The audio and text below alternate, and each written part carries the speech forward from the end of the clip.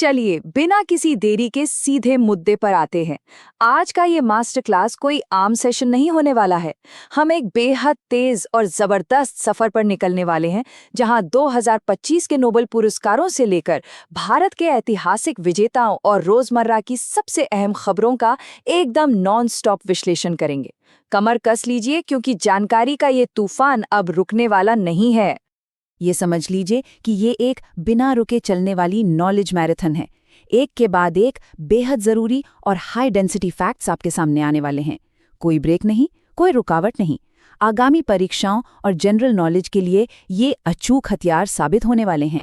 तो चलिए शुरू करते हैं संपूर्ण करंट अफेयर्स का ये बिना रुके चलने वाला सफर। शुरुआत करते हैं 2025 के नोबेल पुरस्कारों से।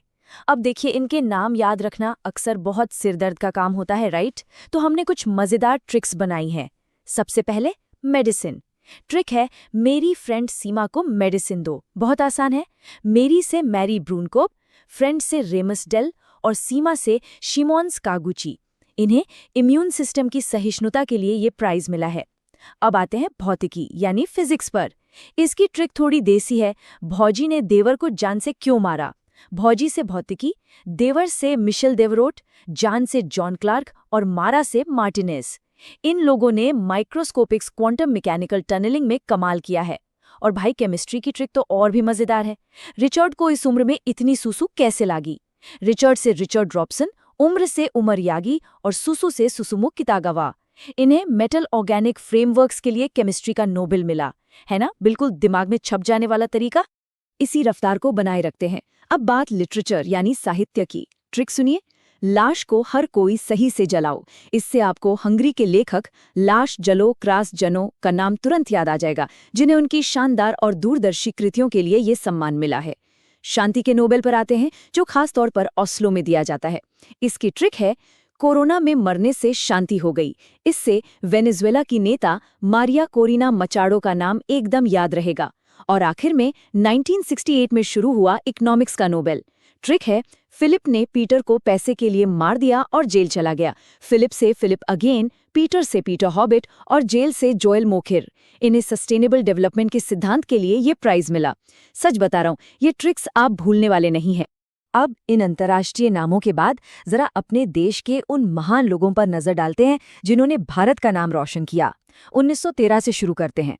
गुरु रविंद्रनाथ टैगोर जी को उनकी अमर रचना गीतांजलि के लिए साहित्य का नोबेल मिला था, और वो ये सम्मान पाने वाले एशिया के पहले व्यक्ति थे।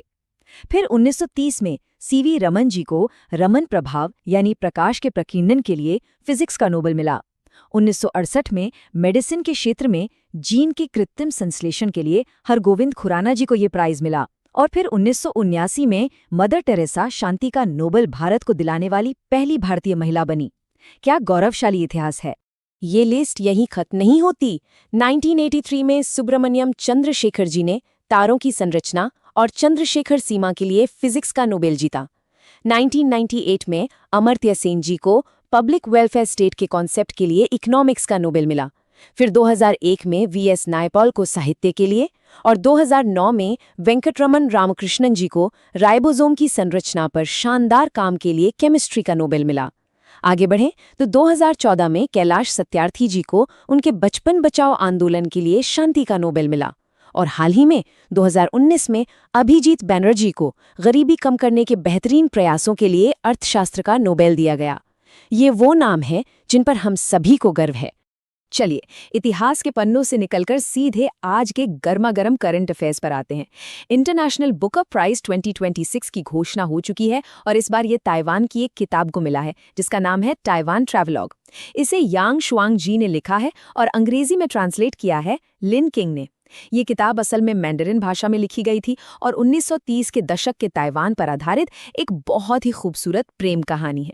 एक बात हमेशा याद रखिएगा, इंटरनेशनल बुकर प्राइज सिर्फ उन्हीं किताबों को मिलता है जिनका अंग्रेजी में अनुवाद हुआ हो।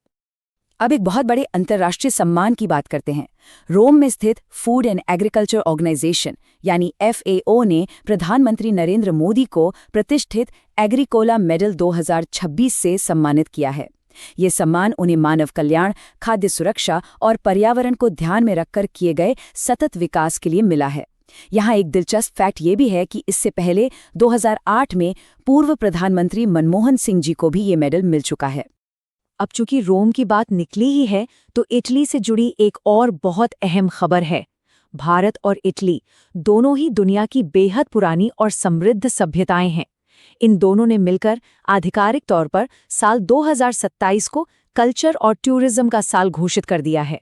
इटली की प्रधानमंत्री जॉर्जिया मेलोनी और भारत के बीच आपसी रिश्तों को और मजबूत करने के लिए ये एक बहुत ही शानदार कूटनीतिक कदम है। जरा इस आंकड़े पर गौर कीजिए, 36 किलोमीटर।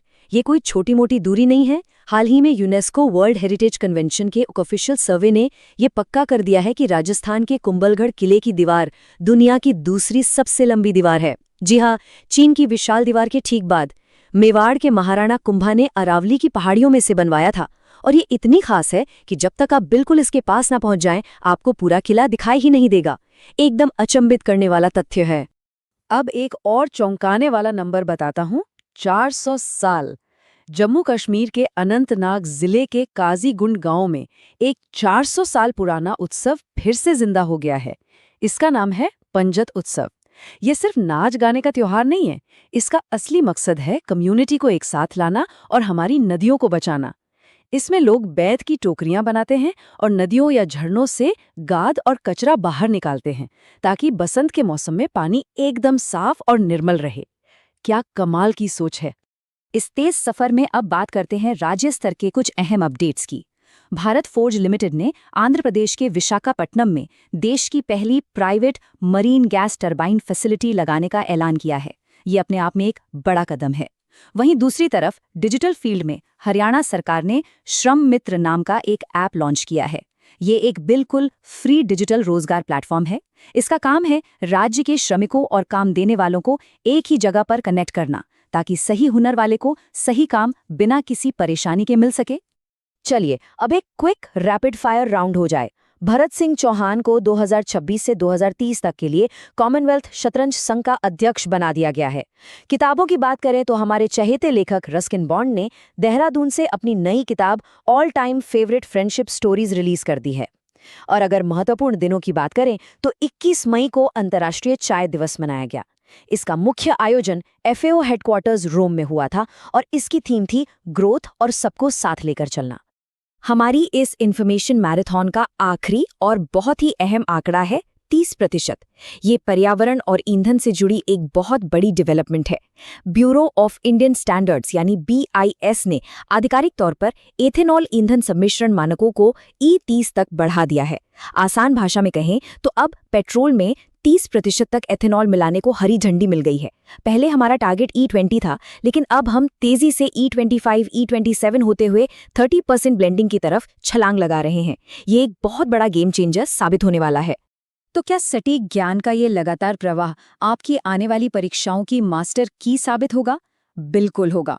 इस एक एक्सप्लेनर में हमने 2025 के नोबेल विजेताओं की मजेदार ट्रिक्स से लेकर भारत के ऐतिहासिक विजेताओं और दुनिया भर की सबसे ताज़ा घटनाओं को एक साथ पिरो दिया है। ये सारा ज्ञान बिल्कुल टू द पॉइंट है। अगर आपको ये एक्सप्लेनर और हमारी ये मेहनत पसंद आई हो तो वीडियो अच्छी लगे तो चैनल को लाइक और सब्सक्राइब जरूर करें।